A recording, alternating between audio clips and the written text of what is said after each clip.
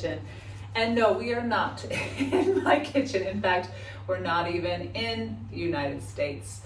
We are in England. Specifically, we are in Durham County, and I have had the good fortune to be able to cook and stay here at a very special vacation rental.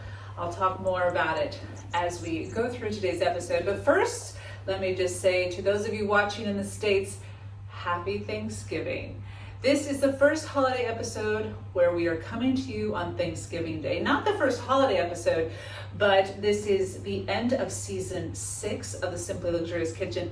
And I thought this is a special opportunity to make something French, but also a touch of British in England with you as we step into the holiday season wherever you are enjoying the holidays around the globe. What are we making? We are making a classic French holiday or Christmas dessert. We are making a Bûche de Noël, otherwise known as a Yule Log or Christmas log. And it is actually a very simple recipe and bake to make. It just involves 3 different components that you make and then assemble, and then voila. But it looks so beautiful and fancy and all the delicate details. We're gonna make this very simple, and we're gonna trust a very reliable and a pastry chef that I turn to when I wanna learn the basics, but also dress it up a bit. I'm turning to Dominique Ansel, who is a famous French baker, and here is his most recent bake book, as I like to call it, our cookbook. But we are using his recipe, and I'm adapting it just slightly, not much at all, to make Bûche de Noël. And this is a gluten-free recipe, but it's not an adaptation where we take out the flour that was part of the recipe. This is how you make Bûche de Noël.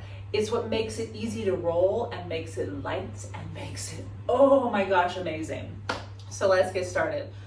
First, we need to prepare our oven, and that means we need to turn on the oven to 375-degree fan or convection and 109 degrees Celsius, which is what I'm doing this time for the very first time. Boop, boop. This is the first time I've ever baked with an aga, let alone cooked on it. I've been enjoying doing that throughout this past week. All right, so you only need 4 ingredients. You're gonna need 5 egg whites and 7 egg yolks. So let's get that prepared. I'm gonna put the egg whites in here, egg yolks in here. Okay. Now, what have I been up to over here? Well, one of the reasons that I wanted to come up north in England is I wanted to go to the Lake District. And as many of you know, I know many of you are bibliophiles and love British literature and classic British books. You know that Beatrix Potter is one of the primary reasons, if not the primary reason, why so many acres have been preserved for the National Trust. Over 4,000 acres is what she bequeathed to the Royal Trust when she passed away in 1943. And I took an opportunity, I think that's 3. Oh gosh, I think that's 3. Yeah, this is 4 and 5. Okay. All right. So I'm gonna do that with my hands because I just broke the egg too short. 4. And that's okay too. We're getting a little bit messy. Oh, the yolk is staying together. Very nice egg. And so anyway, earlier this week, my 5th yolk, or 5th egg white, I went to the Lake District, and wow, was I in for a rainy treat. And yes, I do mean treat. I do like the rain, as you know. I'm gonna clean my hands. Out here with us. Oh my gosh. It is nice, isn't it? It is, and the waterfalls coming down the mountains. Oh, you get that.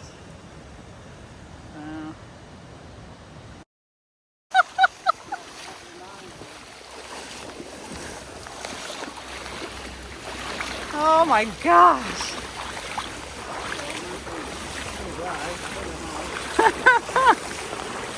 Oh wow. That's crazy.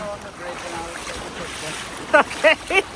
So now we have our 5 egg whites, and now you're going to want to get a 1/2 cup of sugar or 100 grams of sugar, granulated sugar. First though, move over here. we're gonna whisk just the egg whites, and then we'll gradually stream this in. We just want soft, gentle peaks on our egg whites. Here we go.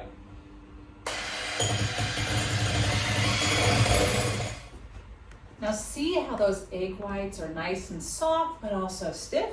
That's what you're going for. And then just gradually add in a half a cup of sugar. Doesn't have to be very delicately, just as you saw there, just gradually. All right, so 2 ingredients already. So now what you wanna do is you actually have more sugar you're gonna use. You need to get 1/4 cup of sugar, and you're gonna add 7 egg yolks. So those 5 egg yolks you first had, okay? And now I need 2 more, just egg yolks, not egg whites. So I'm gonna leave the whites in this dish, okay? Add it here. Okay.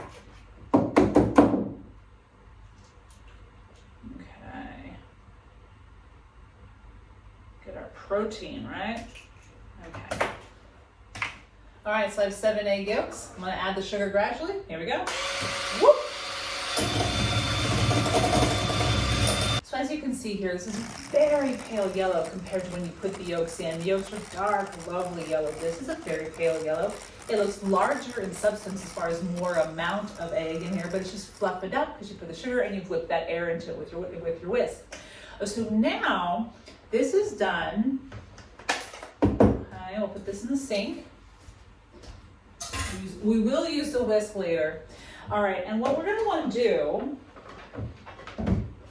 is find a spatula, and you're going to just gently fold in the meringue, so a little bit at a time. Okay, you want to keep as much air in this as possible.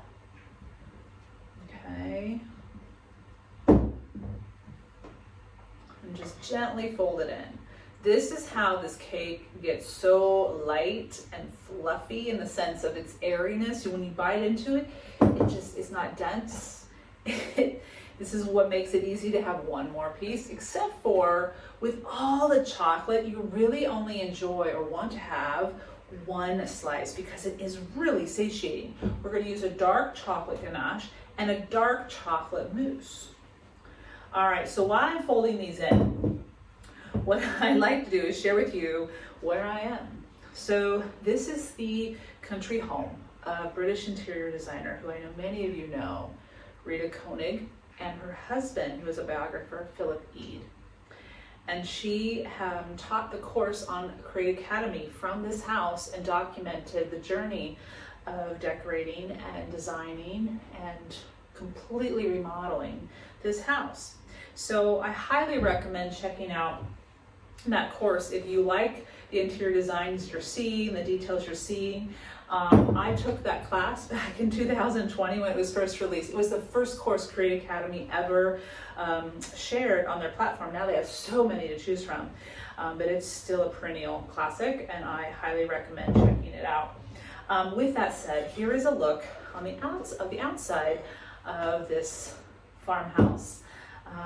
While I was walking in the fields, this is a working farm, amongst the sheep and the cattle, although the sheep and the cattle, when I took this video, were put into a different pasture that particular day.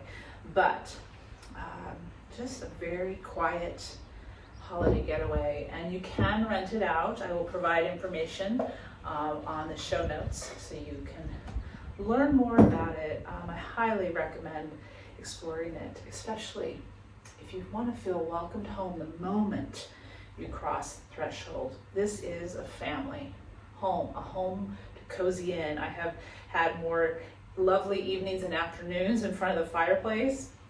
After I went to the Lake District, I was sopping wet.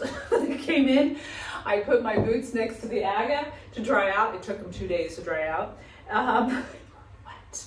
And I took a bath, and then I came down, poured a hot cuppa, and lit a fire and relaxed.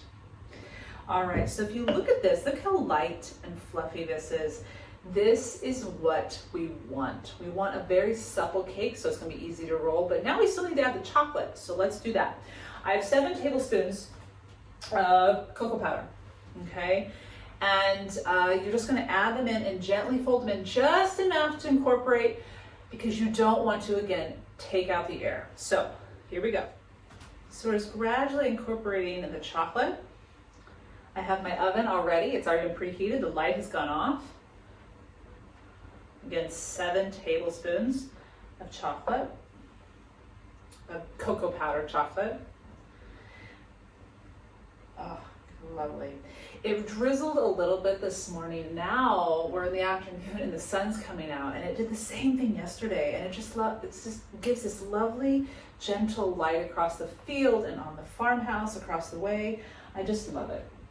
And so I thought, well, this might be the best time to record today's episode, or our holiday episode, because there's all windows around here, and this has become one of my favorite rooms in this stay. And I picked out, my certain rooms where I sleep, and the ones that I cozy up to read, and the ones that I cozy up to watch television, because you gotta watch the Great British Baking Show while you're in Britain. And I watch the Gardener's World on BBC too. So I had all my picks. So I need to really get in here and fold it in. But again, gently folding just until incorporated. And again, you want dark chocolate cocoa powder. Popped into the nearby Mark and Spencer's for my supplies. And easy to get around here. Okay, look at this. Oh, this looks like a beautiful marble batter. Look at that. Make sure everything's incorporated though. There was one white. Okay. Swirl, gotta get that incorporated. But don't do too much and don't do it quickly, so you want to keep the air. There's a little bit of powder that wasn't mixed in. Okay. Check out what this looks like.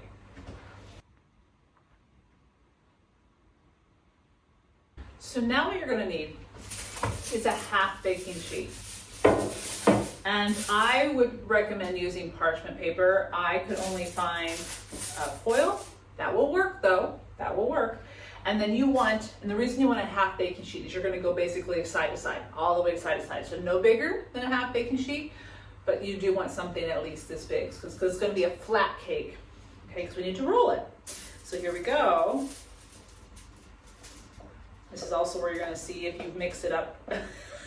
Now there might be some white marble ribbons in here, and that is okay. You can mix it up as you go. I tasted the batter. It's very good. It's very good. That's the one thing I've been enjoying here.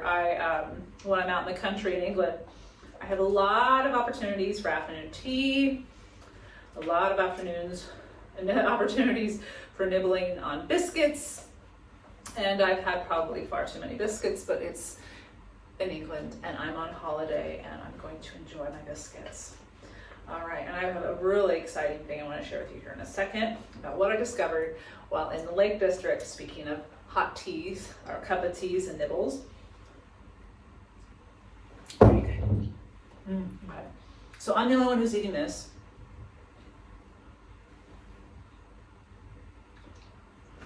So it's okay. But here we go. Spread it out, edge to edge.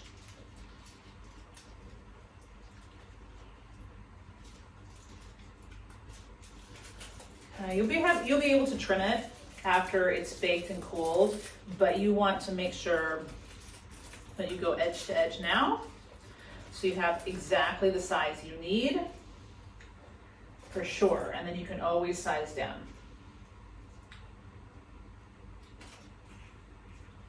Try to make it as even as possible.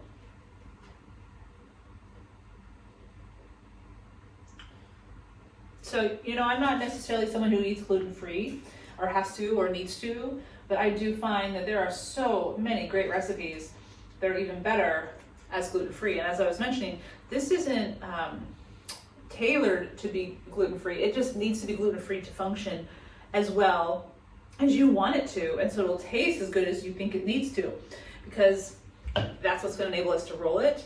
also make it nice and light. Okay, so this is going in a 190 degrees Celsius fan oven or 375 degree Fahrenheit oven for 7 to 8 minutes. That's all. So here we go.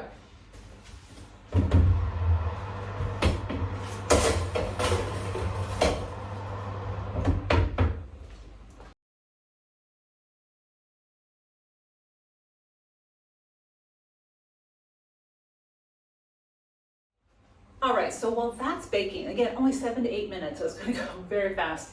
We need to make the vanilla syrup. The vanilla syrup is what we're going to drench this cake with, so it becomes a little more moist, a little more supple, and add a little bit more flavor. So what we need to do, get a medium-sized saucepan, or small, actually, it's just get a small, and turn it to medium heat. All you need to have is a half a cup of sugar, 2/3 cup water, put that in now, and a half a teaspoon of vanilla paste. If you don't have vanilla paste, that's okay, just use vanilla extract.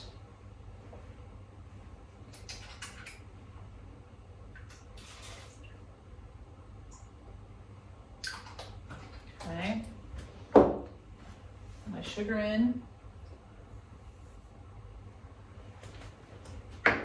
A whisk.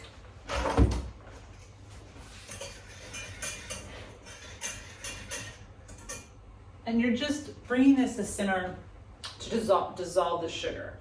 That's all. And then once it's done, you'll set it aside. This will just take a few minutes.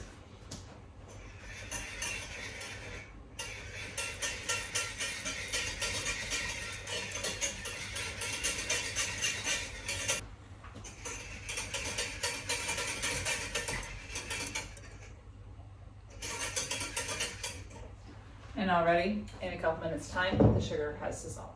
So now that's dissolved, we're now gonna make the mousse. And this is what's going to be on top of the cake and be wrapped with it, the chocolate, dark chocolate mousse. So we're gonna make some whipping cream with heavy whipping cream or double cream. So let's get started. So it's been 7 to 8 minutes and I just checked it right before, just double check. I wanna show you something.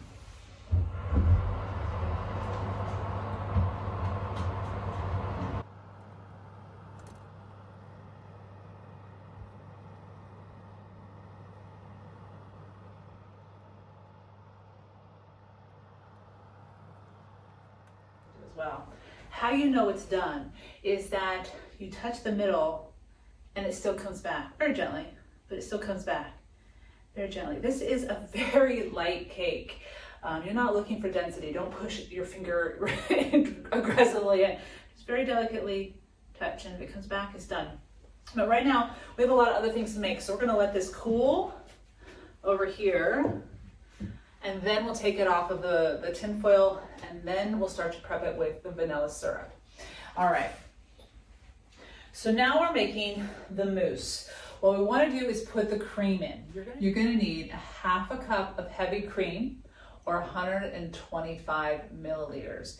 Now, I went and got the single cream and the double cream, and so my British viewers can tell me what they use which for, but I'm making a holiday dessert, so I'm going to make them the whipped cream out of double cream. So here we go. And if you have more than a half a cup, like this is 150 milliliters right here, I'm going to do it all because again, this is the mousse and it doesn't have to be precise as far as how much you make. Just make at least 125 milligrams or a half a cup. So just pour this in. And to me, this is the consistency for double cream of a heavy whipping cream in the States. And the single cream reminds me of half and half. So that's why I'm definitely going for the mousse, definitely going with double cream. So all we have to do is whip this until soft peaks form. Here we go.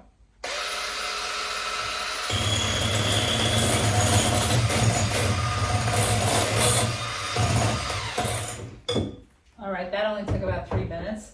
Easy as cake. We're gonna put this in the refrigerator and then we're gonna start making the ganache.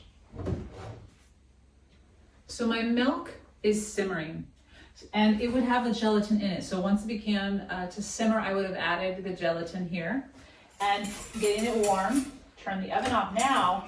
Now just pour that milk over the top of the chocolate. Don't do anything yet. Let it sit. You're letting it basically naturally melt the chocolate. We're gonna let it sit for 30 seconds.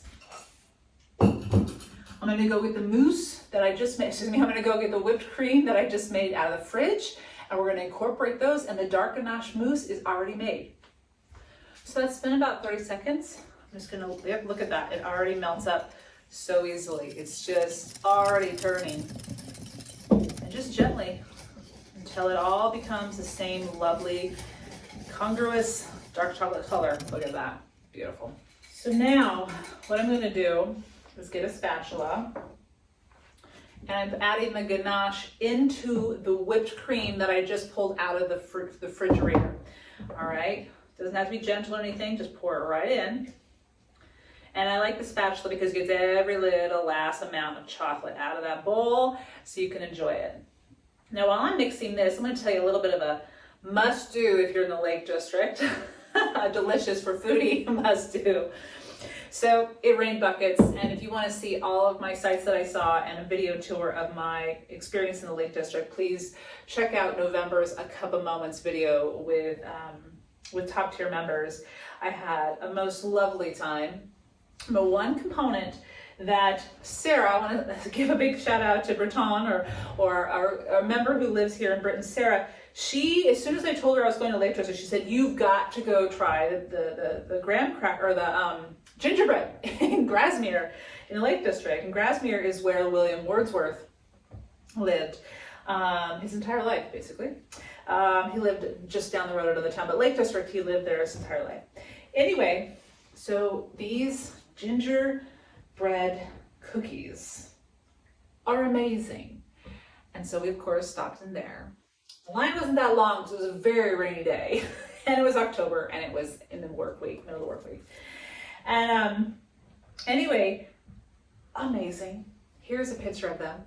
We bought 2 packages, and each package has 6 cookies. So each cookie has 2 cookies. You break it. I'm not even going to try to replicate it. It's just I'm just going to have to come back to Lake District. It was amazing. I still have 4 more I'm going to savor over the next couple days before I leave.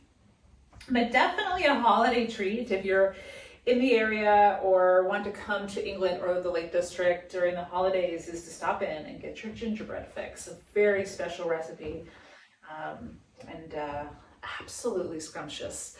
After you have been walking outside in the rain, a very Moorish treat. If you come inside, sit down, pour yourself a hot cuppa, and nibble on one of these. So highly recommend that, and just reminds me of the holiday season as well.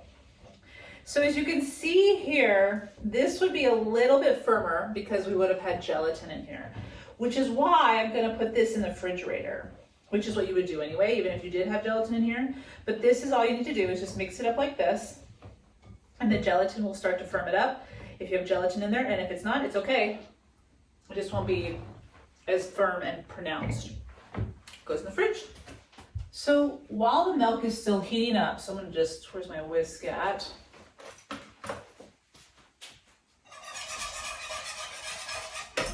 I want to get the chocolate that I want in this bowl. So I need 165 grams of dark chocolate, and I measured this on the scale. So I'm just going to add it, break it into pieces. If it's a bar, that's fine. Just break it into pieces, small pieces. With the rest of my chips here, using everything I have. So there we go. This is where most of the chocolate goes, into the frosting of the Yule Log or the Bûche de Noël.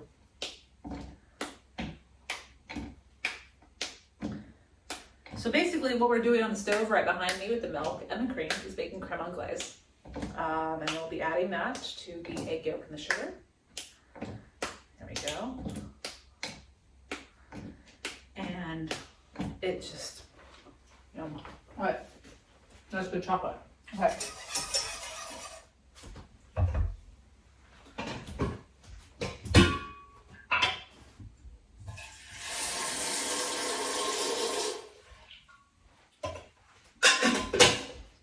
While I'm waiting for the milk to heat up, I'm going to start heating up a pot of hot water because we're gonna pair this with tea.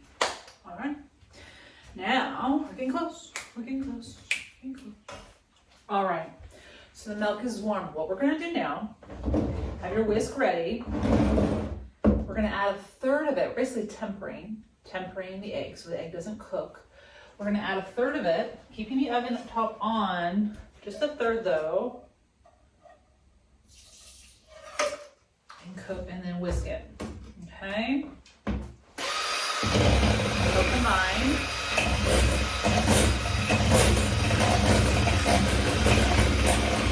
You can also do this part with a hand whisk, it's just as easy. Okay, another third. So you should have a third remaining in the pan. We're gonna go back to the stove in a second. It's just tempering it so the egg doesn't cook.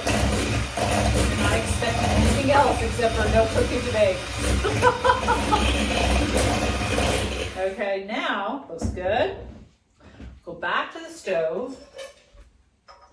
Medium heat.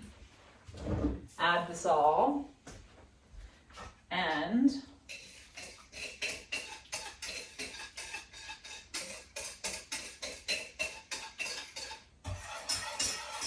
we're gonna cook it or bake it on, or cook it on the stove for 4 to 5 minutes. We're gonna make our custard. So it should, after 4 or 5 minutes, coat the back of a wooden spoon or whichever utensil you're cooking or whisking with.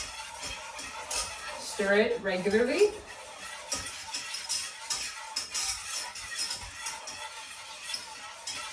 Your chocolate is ready. It's gonna go right on top of the chocolate when it's done.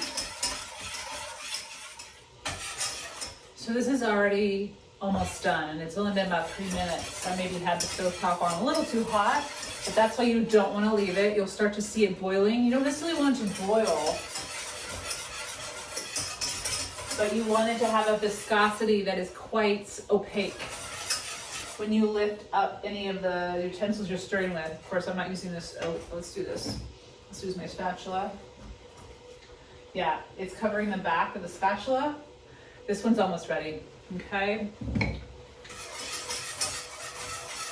In fact, you don't want to go too far because you don't want to get curds. Okay, we don't want it to get thick, that thick.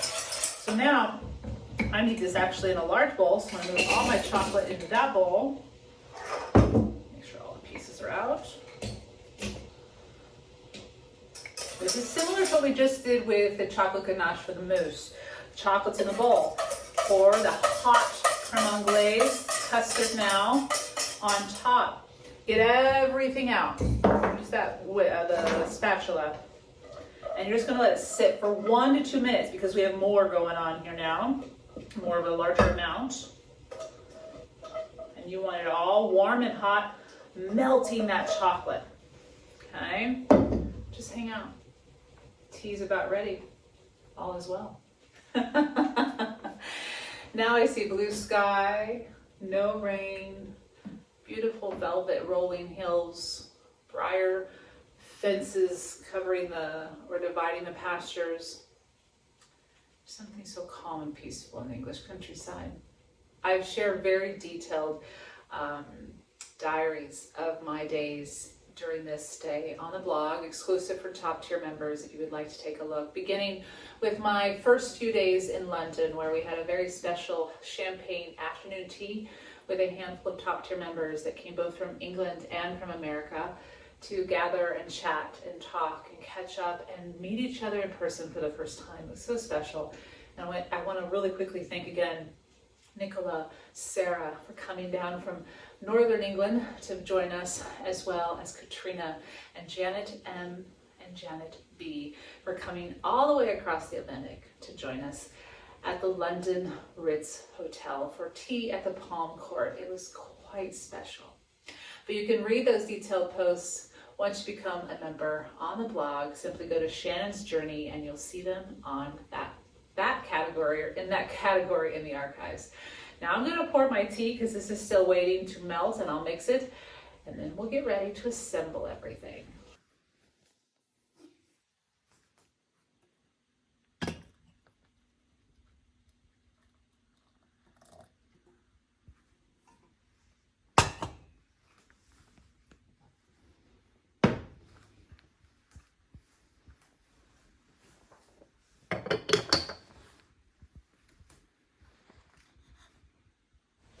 Now, while you're waiting for this to start to melt the chocolate, we need to do something with our cocoa powder. We are going to take 1 tablespoon of cocoa powder with 3 tablespoons of water, whisk it up real quick, and then we're going to add this to the mixture. So let's do that. I'm going to whisk that up.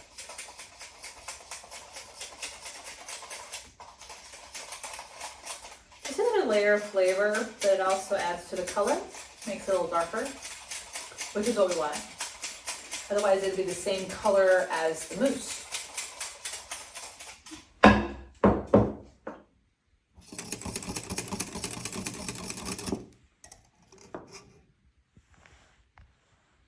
All right, now all we have to do, I'm going to use my whisk or my spatula to get this in there, all in there. Add the cocoa powder and the water that was mixed together into the custard and the chocolate. Now take your whisk and you, see how easily that just whisked, that melted that chocolate. That was just hard as a rock before, and now nothing. Just yummy stuff. Woohoo! This is what's gonna finish this Bûche de Noël and make it so shiny and so lovely. But do keep mixing until it's all melted. Okay. And maybe if this is why you want to make sure you break up the chocolate into really small chunks so that it melts quickly and easily. I have a few chunks in here I'm just working on. Other than that, it's pretty much done. Nice. Beautiful.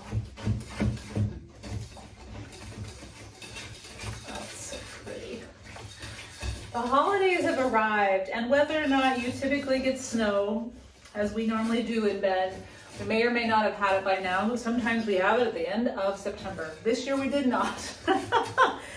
But whenever you start to feel like the holidays have begun, perhaps it's a meal you eat, a snack that you only make during the holidays, you know, those are the special rituals that I keep returning to wherever I am.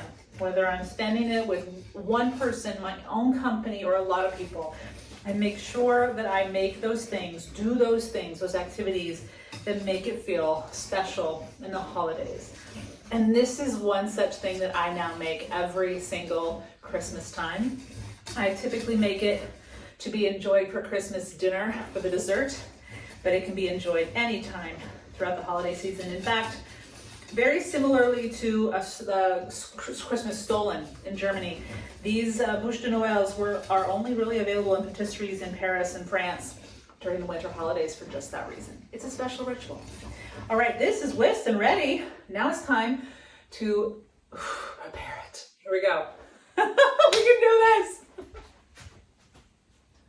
All right, so we have the vanilla syrup. We made that ages ago. But really, we've only been at this for about, I would say, 45 minutes. In between breaks, I've been, stopping the taping.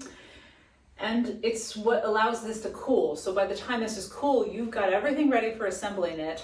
And this is really the easy part. So what we need to do is be brave. I'm going to take this off of the pan. Keep it on the foil or the parchment.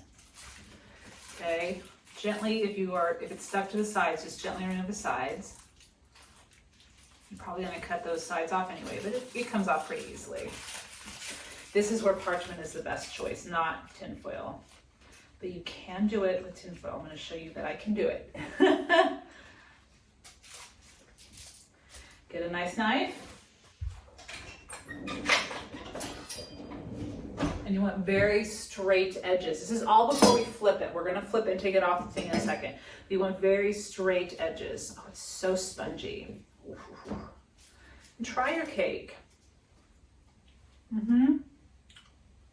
So light, so airy. Okay.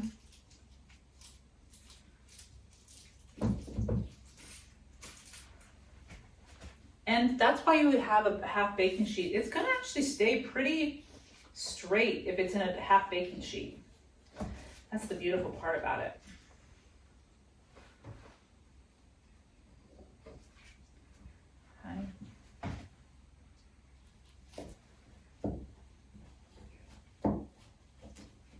Just be gentle.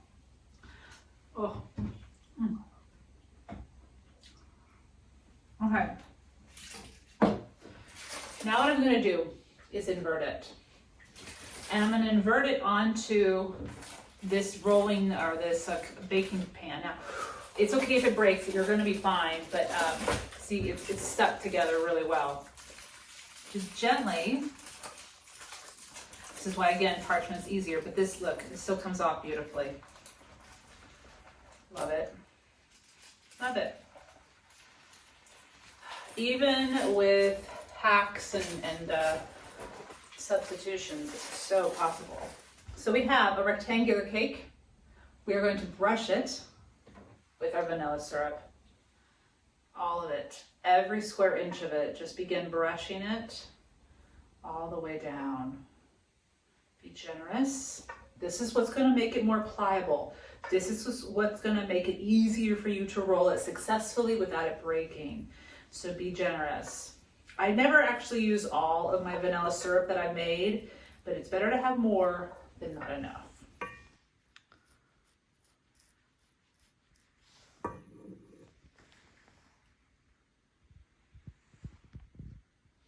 Now, as you probably saw in that close-up, there were some places I didn't mix the batter totally perfectly. It's a little marbled. That's okay.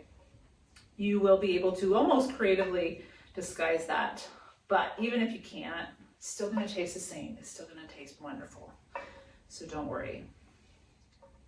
All right, I'm gonna finish putting the vanilla syrup in or on, and then we'll start to roll it.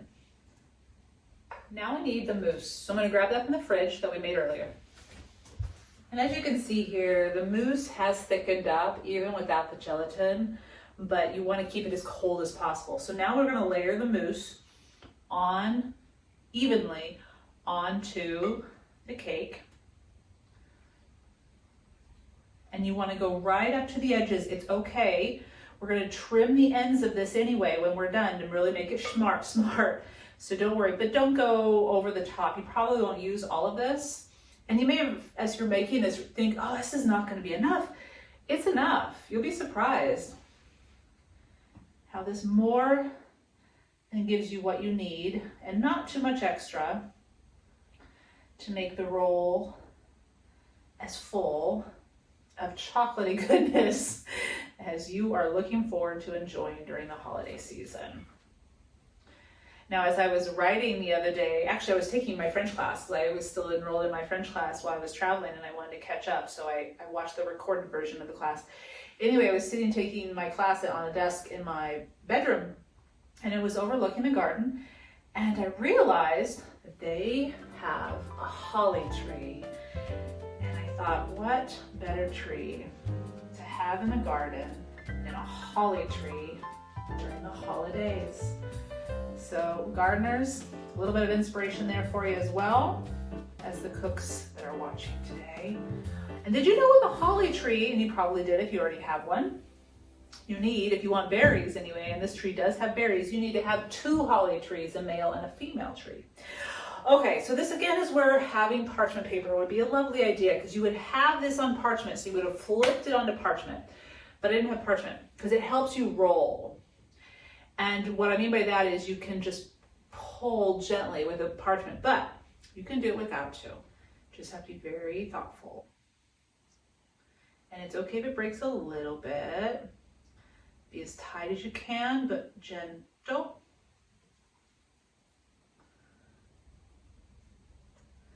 Go slow. Again, this mousse is going to be runny because I don't have gelatin in it. Do yourself a favor and find the gelatin, and it will be worth it.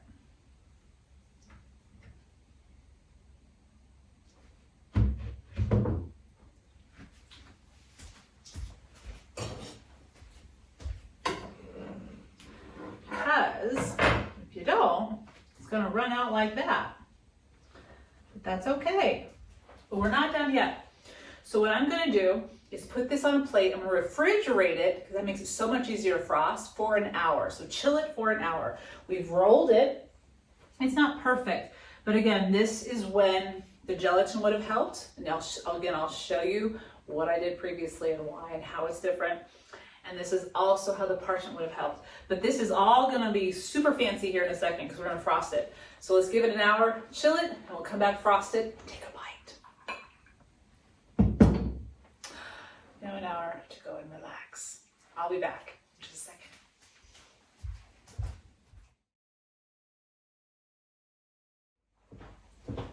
All right, so we have our chilled Bûche de Noël without the frosting, so we're going to gently place it on the serving platter we want. The key thing about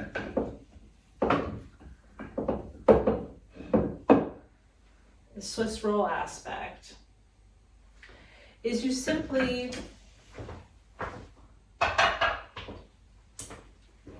so good. You want the seam to be at the bottom underneath. Before we start, we want to trim the ends, and this is what's going to make it nice and neat. Okay.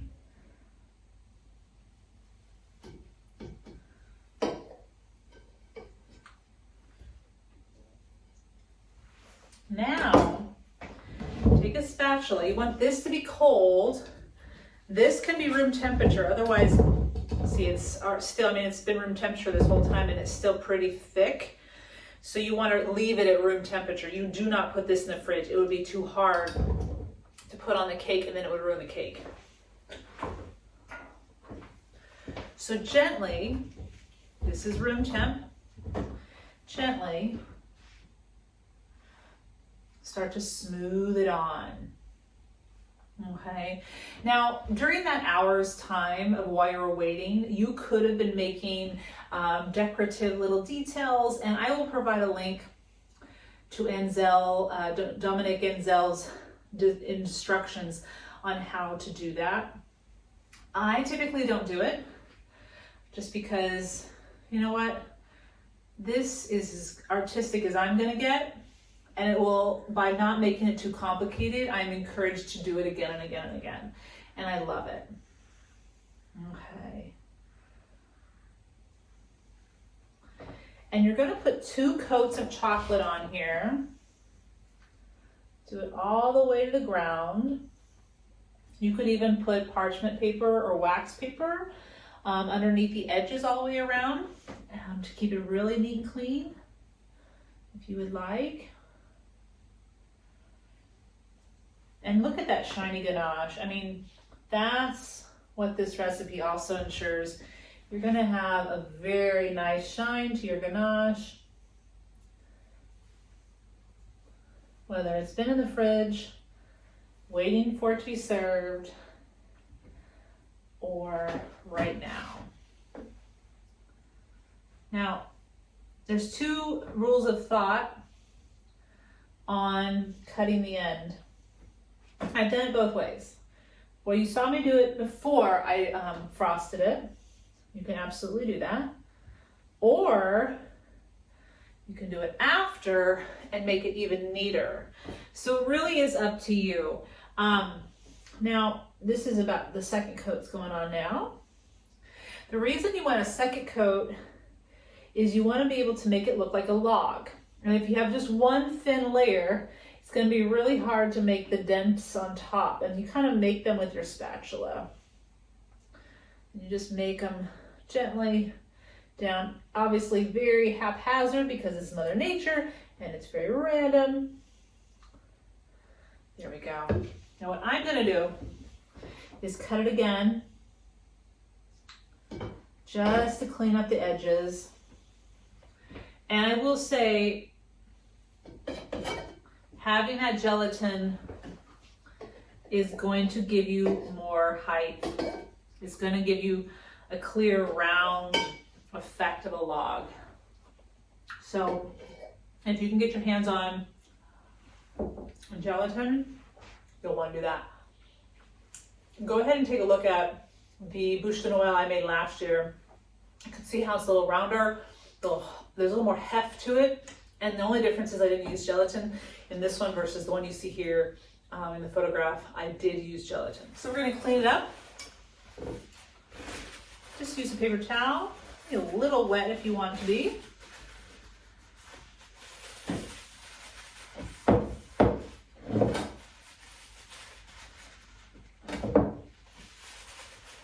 all gonna be really good. So you can definitely lick what you're cleaning up.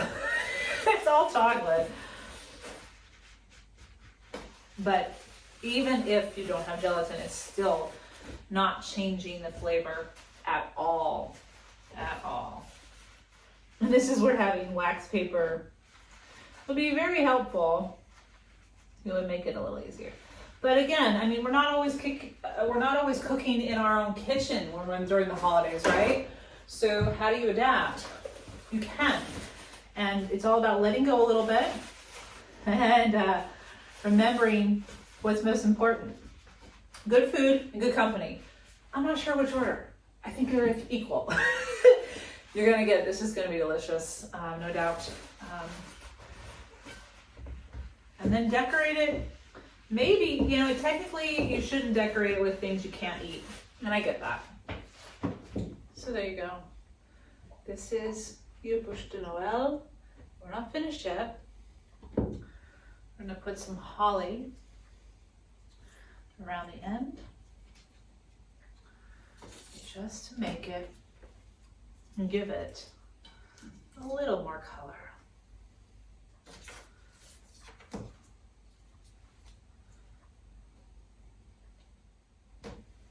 And there you have Bûche de Noël for the holidays, gluten-free, very simple to make, and even gives you an hour to rest. Sit down, have a cup of tea, chat with the people who you're going to be sharing it with if you have company over, and just savor the holidays. Let's take a bite, shall we?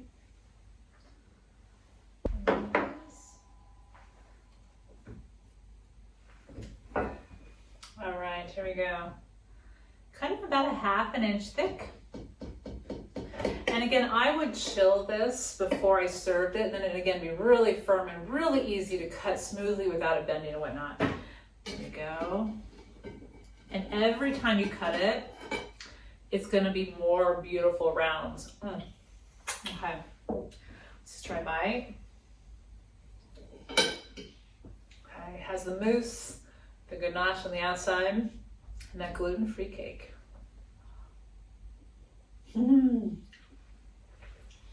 So light, so airy, so chocolatey. This is why I love the dark chocolate. I use 70% cacao. See, just cannot help myself.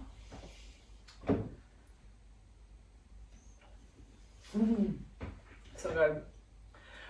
It's just a really lovely chocolate cake, but it's more than that. It's special. It's a Yule Log.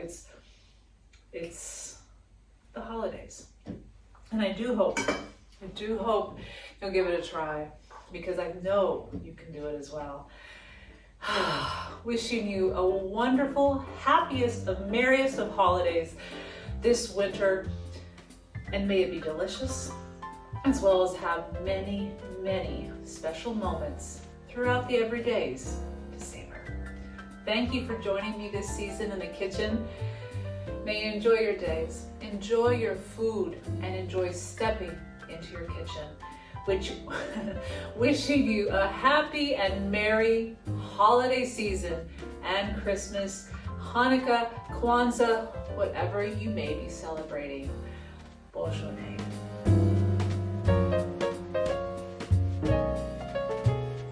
I'm gonna have to have another bite. I have to have another bite. I have to.